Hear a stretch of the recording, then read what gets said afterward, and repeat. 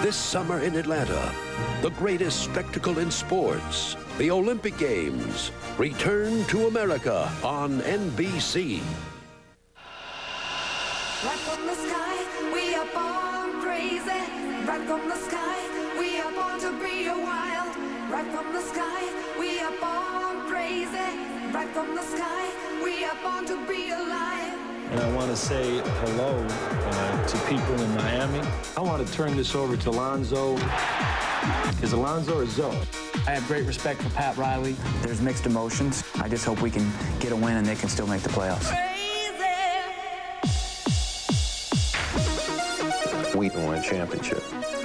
They're just in our way, so we're going to go ahead and take appropriate action. This is NBA Showtime. Here's your host, Bob Costas. And this is the Alamo Dome in San Antonio as the top two teams in the West, the Spurs and Sonics, meet for the final time in the regular season. Our regional coverage also includes the Knicks and Heat. Pat Riley goes against his former team as Miami battles for the final playoff spot in the East.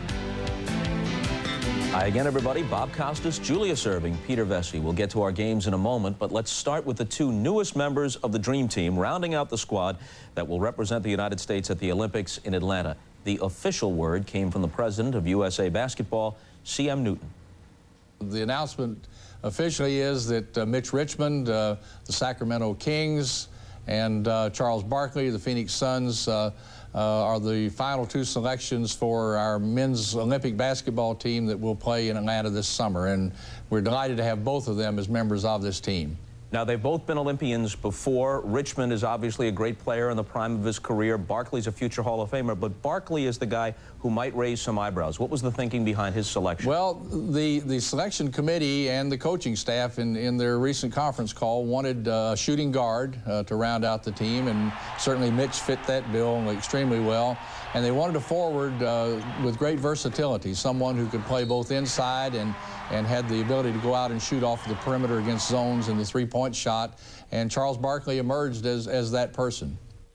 Well, despite the fact that Barkley is obviously having another good season, over 23 points per game, his selection is viewed as a surprise because it seemed Barkley wasn't interested, at least initially. Peter Vesey asked him why he changed his mind. Not often you get to represent your country, and also it's close to my hometown, and it's a special event. I'm surprised. I'm very surprised, actually, but it's a great honor, and I think it's something that that's still fun and exciting. So being close to your hometown, this is a political move then? This is going to help you get votes? I'm going to give everybody in Alabama tickets, and hopefully they'll vote for me when I run for governor. It's definitely a strategic move on my part.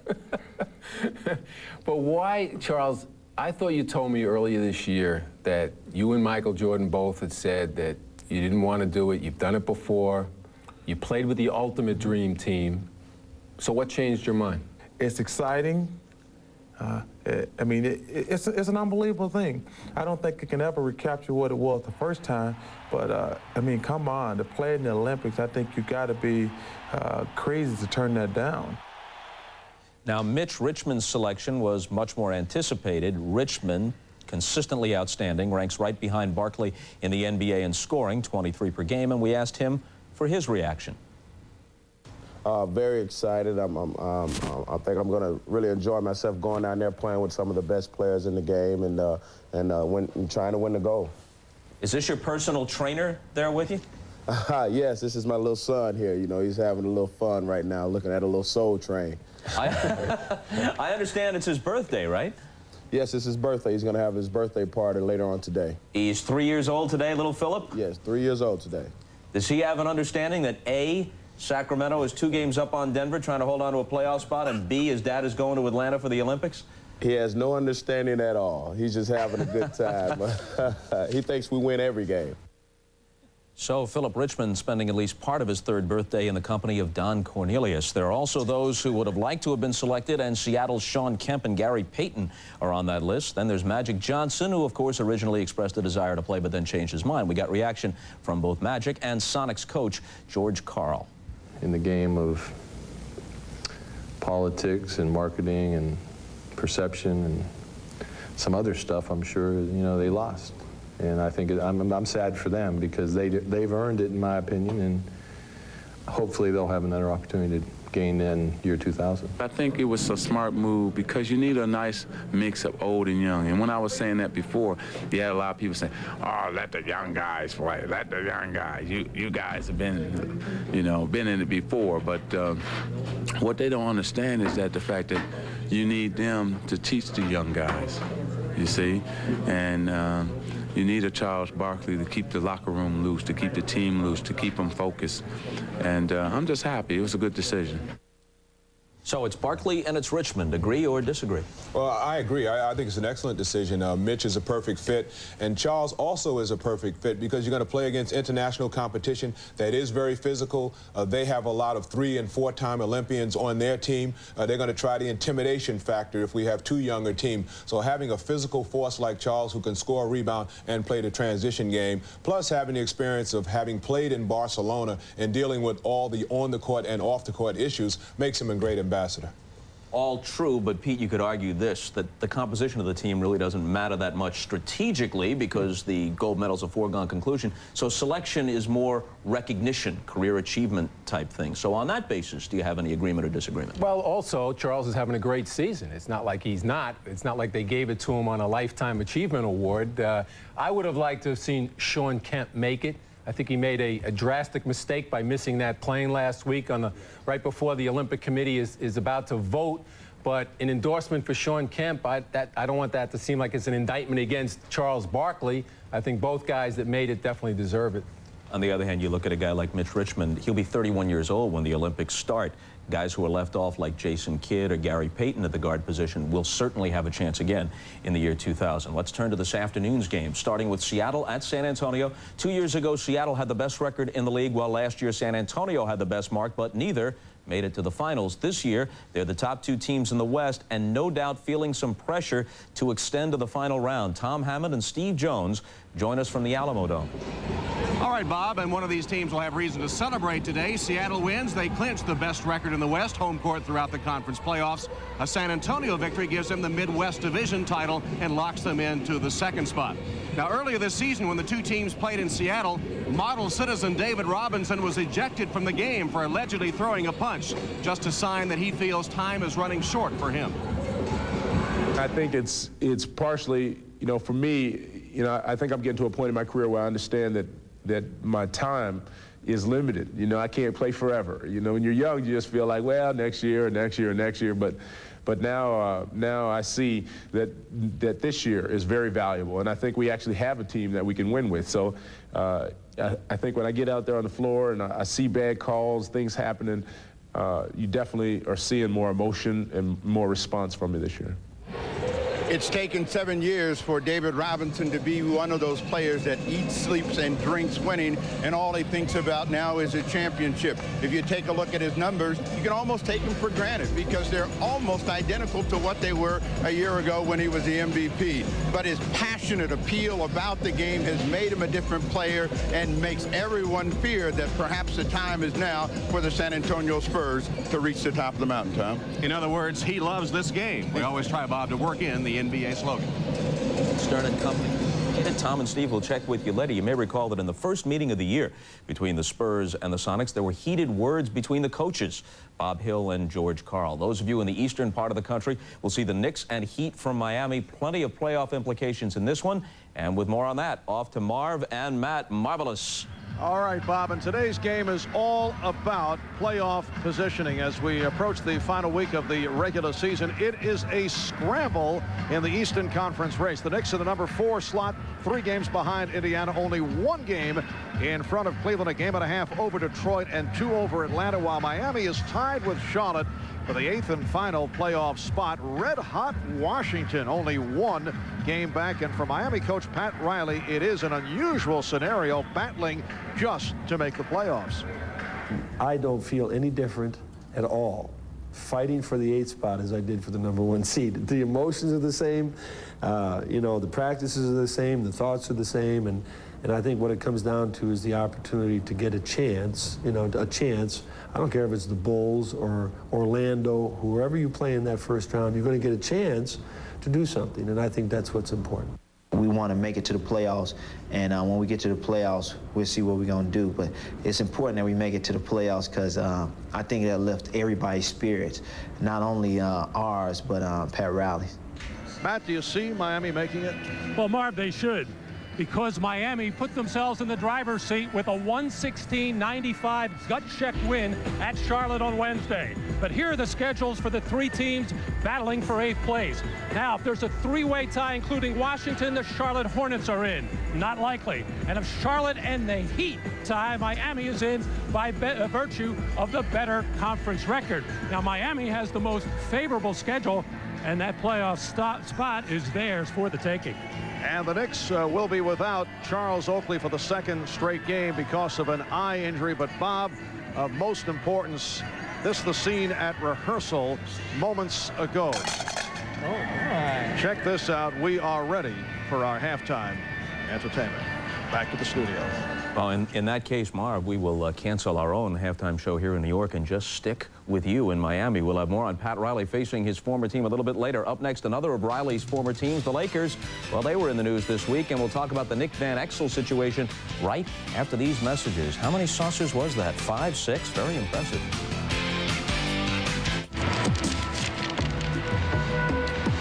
Gravity by Foot Locker. Of all the laws of nature, you are my least favorite. It's not your fault you exist, but gravity. You are no friend of mine. You do not belong in my house. Though you show up every morning. I defy you, Gravity.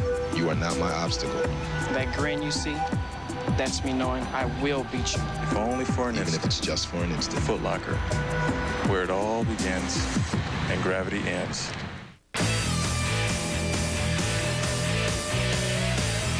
All your favorite NBA players.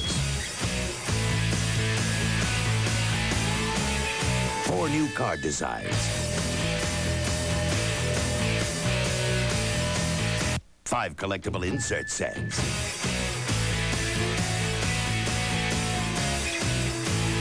2 limited edition cards per pack. Fleer NBA basketball. Oh yeah, watch out for hot packs.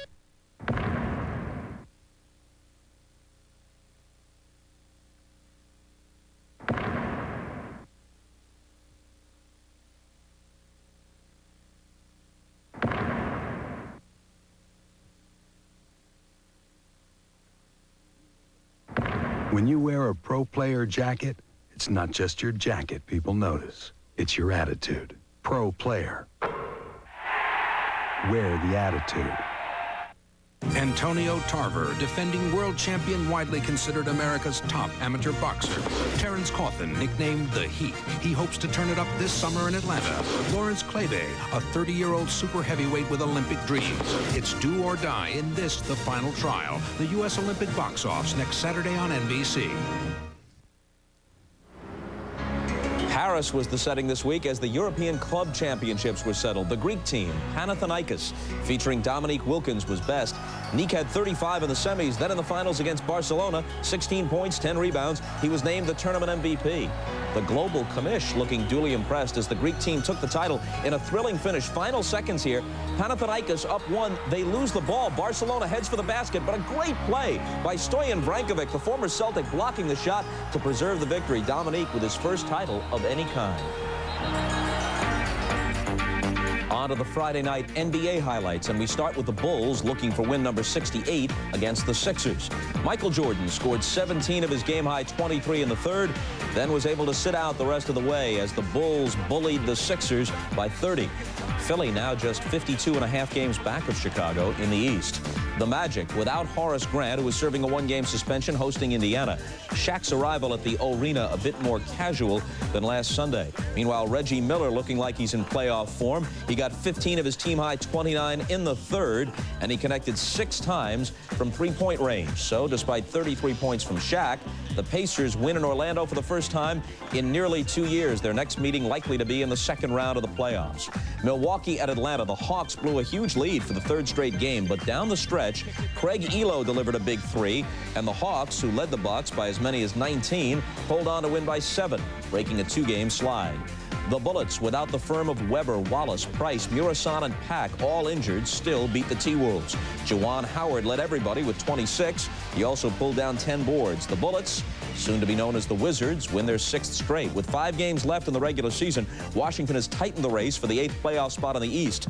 The prize for the winner, a first-round playoff matchup with the Bulls. 2 teams not headed to the playoffs, Toronto and Boston. Dana Barros popped for 24 points, leading the Celtics to their highest point total of the season. A.C. Earl had a career-high 40 in a losing effort for the Raptors. Vancouver came back from an 8-point deficit against the Kings late in the fourth quarter. Blue Edwards hits from 20 feet in the final minute, capping a 9-point run and giving the Grizzlies a 1-point lead. The Kings got the ball back 3 times after that, but couldn't score. The Grizzlies win just their 13th game of the season. Lakers hosting the Warriors. Golden State with a chance to close some ground on the Kings. It was tied after 3 quarters, but Anthony Peeler sparked L.A. with 12 of his 16 in the fourth. Lakers win their 2nd straight without Nick Van Exel. So, right now, the Kings lead the Warriors by a game and a half and the Nuggets by 2 in the battle for the 8th and final playoff spot out west. Okay, meanwhile, a bad week for the Lakers and point guard Nick Van Exel. Tuesday night in Denver, Van Exel snapped after being assessed a pair of technical fouls by referee Ronnie Garretson. Van Exel had turned away, but then became enraged, charged Garrison, and shoved him into the scorer's table. The result was a 7-game suspension, ending Van Exel's regular season in lost salary and fines. The incident cost him $187,000. Behind the scenes is, me and him has been going at it for 3 years. But, I could have walked away. I could have just solved the whole thing by just walking away, but I didn't. I let my emotions get the best of me, and I'm paying for it, But I'm not really worried about the fine because Magic said I can work in his theaters over the weekend, so I think I'll be fine. He's going to have to learn from this, as well as other young players going to have to, will learn from him doing this. It just sends a bad message. It's bad, and I want him to know that. I was embarrassed. I was embarrassed personally, and I was embarrassed for our franchise. These are things that are simply not condonable, and the league is going to have to do something about it. I'm probably a marked guy, but I just learned, hopefully, try to keep my mouth shut and just play ball. Players constantly complaining to officials. It's simply an excuse, period. So our officials are not perfect. These players are not perfect either. What a season. I've been through more in 1 year than I have in 11, 12 years with my other squad. I should have stayed retired, I guess. Well, Van Exel gets 7 games, which happened to be the number of games the Lakers had remaining in the regular season. Pete, was that enough? No, I don't think it was. You talk about 7 meaningless games because the Lakers are locked into that 4th spot, so it really hasn't hurt the club. Certainly it hurt Nick Van Exel's pocketbook. I think if Rod Thorne really wanted to emphasize to everybody in the league, all the players, that they can't go after a referee, he would have given Van Exel 1 playoff game. Losing Nick in a 5-game series for 1 game might be the difference between winning and losing that series. Nobody in any way is trying to mitigate what the seriousness of what Van Exel did here. But as a general statement, I mean, you've been through it all your years in the league. You must have been provoked at one time or another. If a player feels, for good reason or bad, that he's been provoked, he still can't cross that line. Oh, there's no question about it, Bob. It's something that can't be condoned, and it's not, and it hasn't been condoned. But every player in basketball at one time or another, wants to go after a referee. It's just something that, can't be acted out. And that's why you have all these other guys on the sidelines, the teammates, the coaches, and the trainers. The teams that are really good, the teams that are really championship caliber teams, if a guy gets that first tech, somebody makes sure that he doesn't get the second tech. And if he gets the second tech, he gets escorted off the court. And, by the way, somebody should escort the referee to the other end of the court like they do in the boxing ring. Well, up next, the Knicks talk about their former coach, Pat Riley, of course, who brought them to the brink of a championship and faces them today in a key game in Miami. We'll be back. You followed him from the first day he signed with the team. You know he's not perfect, but on certain days in his life, he has been. The night he poured in 63 points. The day he found Dwight Clark in the end zone. His relentless pursuit of the streak. And you wish at some point, at some moment in your life, that you could be that perfect too. And that's why you cheer for him. That's why you believe in heroes. The NBA is at your fingertips at NBA.com. You have the computer, you've accessed the internet. Now log on to NBA.com for all you want to know about the NBA. 24 hours a day, you can check out game schedules, plus player stats and stories from around the league. That's any team, anytime. And NBA on the Air tells you where to tune in for all the action. NBA.com. Log on and get connected to the NBA.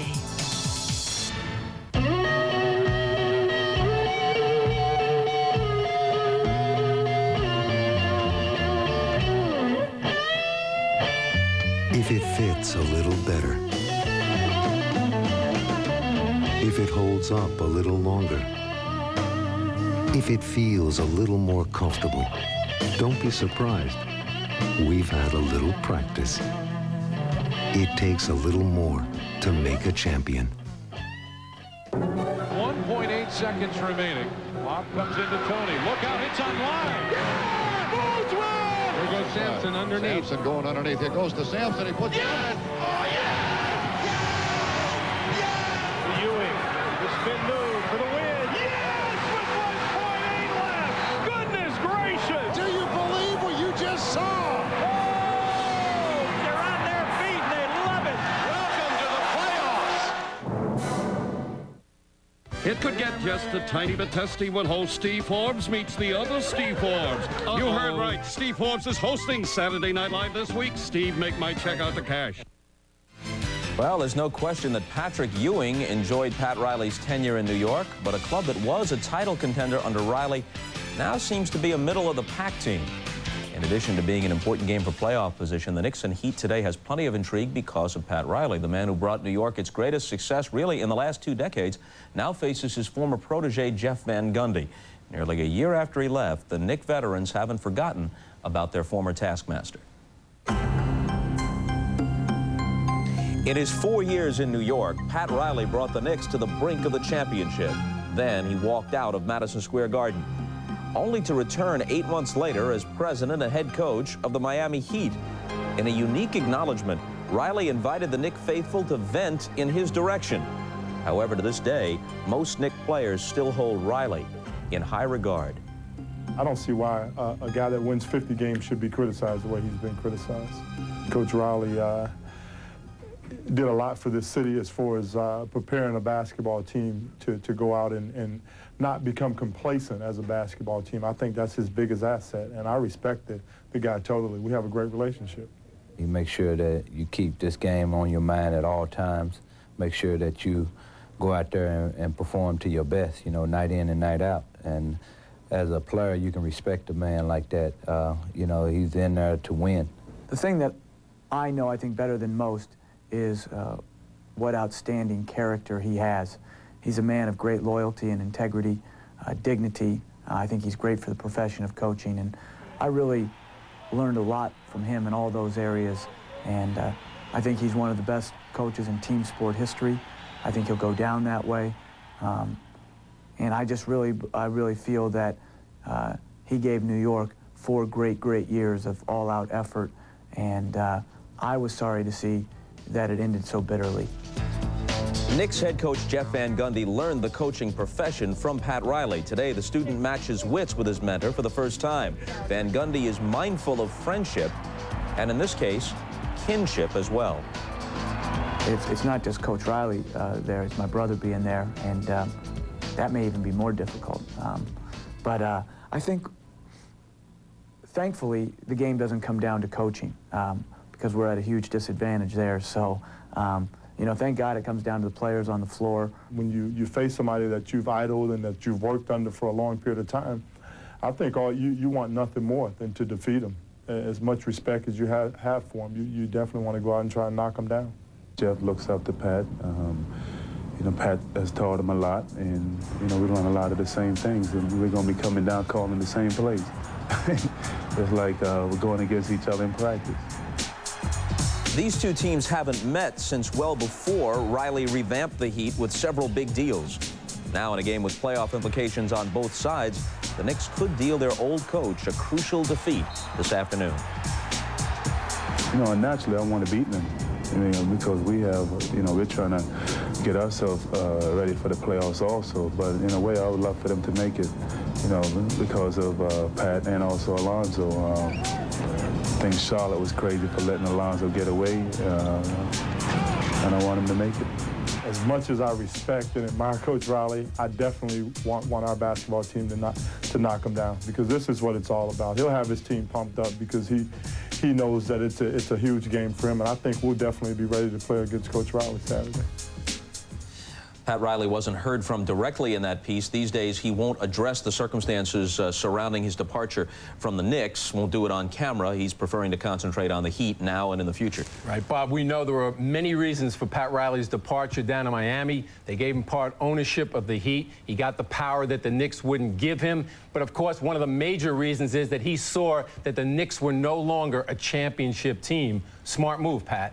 Well, they're in the middle of the pack, 4th in the East, just a game ahead of Cleveland, which is 5th, only 2 ahead of Atlanta, which presently occupies the 7th slot. So in light of those circumstances, something Patrick Ewing said on that piece made your ears perk up. It might have been innocent, but you took it a little bit differently, right? I definitely did. I can't believe that Patrick says that he hopes the Heat make the playoffs. I mean, this is a team that they're playing today. If they make it at the expense of the Knicks, a team that needs every win that they can get. And I know how much Patrick loves his old coach, and his protege, Alonzo Mourning, like to see him do well. But if I'm Patrick's teammate, I couldn't tolerate having that as part of the conversation, not on the record. Little known fact about well-known people. You know, we know this is typical Pat Riley, but he forbid Alonzo Mourning to talk to Patrick Ewing during this season. Does not want that friendship to interfere with the competitiveness. Yeah, that is prototypically Pat Riley. Closing in on the tip-offs now. Important game in Miami for both the Knicks and the Heat, obviously, in the Eastern Conference playoff scramble. And many of you will see the best in the West, Seattle and San Antonio. The NBA on NBC continues after these messages from your local station.